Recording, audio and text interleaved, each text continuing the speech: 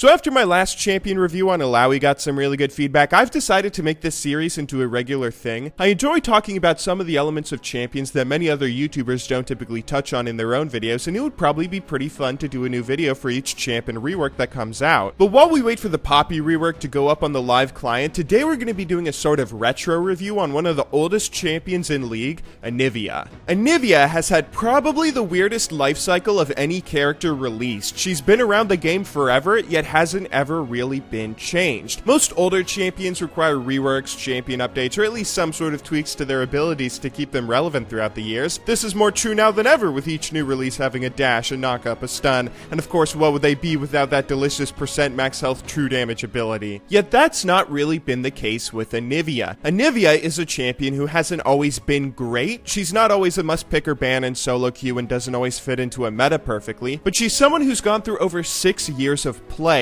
with only the usual buffs and nerfs along with one quick visual update. Now I find this especially interesting since if we take a look at Anivia's kit on its own, it kinda sucks. Think about most mid lane control mages out there, most popular picks that have been viable all throughout League. You have champions like Orianna who have consistent reliable damage, zoning capabilities with her ball, utility with her shield, and a reliable displacement in the form of CC with her ultimate. Another example, Azir, same deal. You have consistent damage coming out from his soldiers, a massive displacement with his ultimate, and dashes that can take him all over the place. Yet Anivia doesn't seem to have any of that. Just take a look at her abilities. She has a Q and an ultimate that can provide a little bit of CC, one of which is a really slow moving stun that's hard to land. The other is an AoE slow that people can easily walk out of. She has one reliable damage dealing ability, being a single target nuke that the only thing it has going for it is it deals double damage to chilled targets. And she has a wall for her W, a terrain forming ability, not something that you would think is good on a control mage,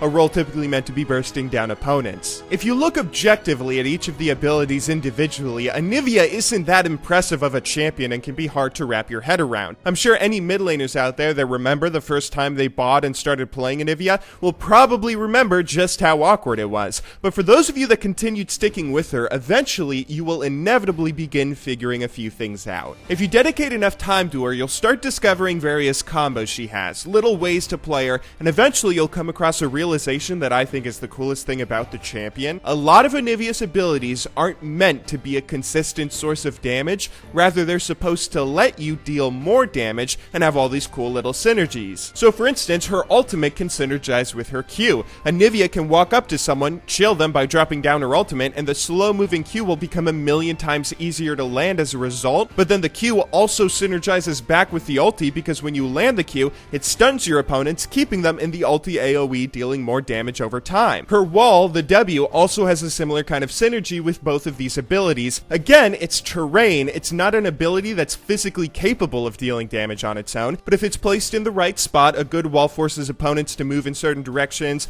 or just prevent them from moving in others, so again, it can be used to keep opponents in the AoE of your ulti or make it easier to land that Q. Like I said, these abilities on their own are very inconsistent and unreliable sources of damage, but when they work together, they become 10 times more powerful. As you continue playing Anivia, you figure out her kit has a lot of hidden depth like this, which is pretty hard to find on any other champion released back when Anivia first was. Another thing I find really engaging about Anivia is she's a champion who has a pretty large number of inherent weaknesses, but she almost always has a way to combat those weaknesses with varying levels of effectiveness depending on a player's skill. A perfect example being a big weakness that she has is this wimpy ass auto attack that's super hard to last hit within the early game, so much so that you guys probably can't even keep watching this video anymore without cringing at the terrible CS. This makes it pretty hard for you to stack up CS in the early game compared to some of the other mages out there that have perfect auto attacks like Azir, but you just so happen to have a number of abilities that can be used to last hit alongside your autos. Your ultimate and Q are exceedingly good tools to farm with in the mid and late game,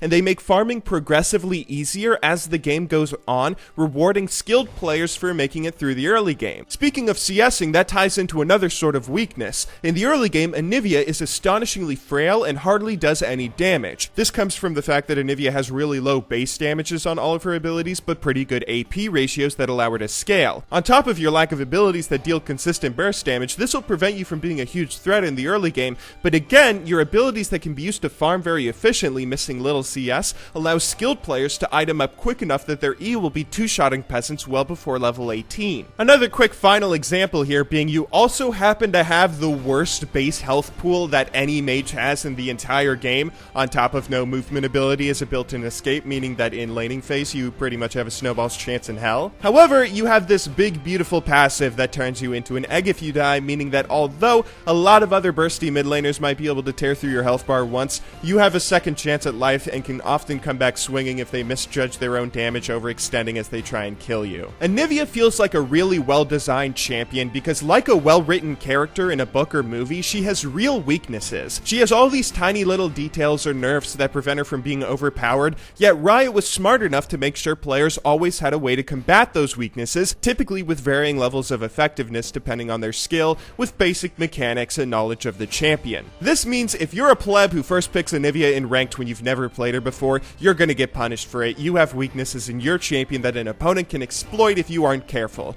Yet Anivia will also always have that duality of allowing players to go and pull a Froggen, getting super dedicated when, with enough practice, they can minimize those weaknesses, making them a seriously good threat. Now, I'm not gonna lie to you guys, Anivia actually has some pretty substantial shortcomings in the current meta. Because of her low base damages and because she burns through mana like a Californian wildfire, she's a champion that's very item dependent. It requires a ton of farm before hitting any serious power spike. In the current climate of League, where most games end between 20 and 35 minutes, that means she's relatively weak compared to other mids out there that can hit earlier power spikes with fewer items. She's also a champion that's very heavily reliant on blue buff, so if your jungler is going to troll you and steal blue buff at the last possible second when you're coming over to take it, even though you haven't done anything to piss them off the entire game or deserve this kind of treatment, or you just struggle in controlling that area of the map because you're losing or something, you get pretty heavily handicapped. You're already at a bit of a disadvantage since during a number of preseasons, Riot has continuously nerfed the effectiveness and duration of blue buff. In truth, Anivia is a pretty fragile champion because despite most of her weaknesses being eliminated with skillful play, she still does rely on some factors that are typically outside a player's control, especially in solo queue. But in spite of all this, I think Anivia is a real testament to the lastability of good champion design.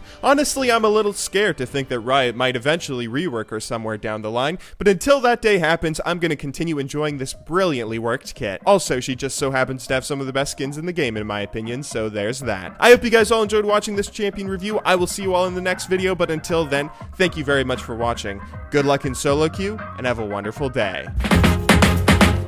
Alright, kick back, relax, and let's hit it again. While you go tell your mother, father, cousin, and kid, and your other friends that don't even have a clue what this doo-doo crew is about to do. You know it ain't fool's gold, this is kryptonite. Super MCs freeze when I hit the